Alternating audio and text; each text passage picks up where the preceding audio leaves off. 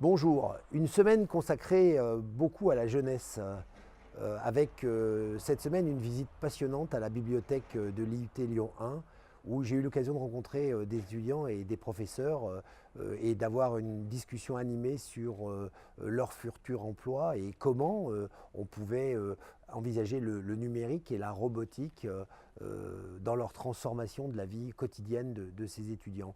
Je me suis aperçu à cette occasion-là que de nombreux jeunes se posent des questions sur est-ce qu'ils sont dans les bonnes filières, est-ce qu'il est légitime de commencer ce métier avec les transformations qu'on peut en attendre sur le plan de la robotisation ou de la numérisation.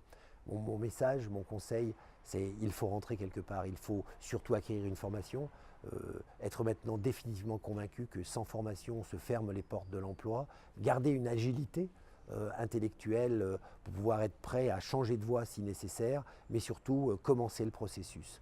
Les gens qui pensent que nous allons maintenant travailler dans une industrie ou un service ou un métier toute la vie se trompent de voie. Il va y aller avoir beaucoup de changements, de transformations de ces métiers et nous irons progressivement vers des changements de carrière au cours de leur vie. Donc cette jeunesse, elle est pleine d'enthousiasme, elle est aussi pleine d'angoisse. Je pense qu'il faut simplement les rassurer que c'est la clé de leur emploi demain, c'est la formation. Ils doivent être là-dessus de façon obsessionnelle.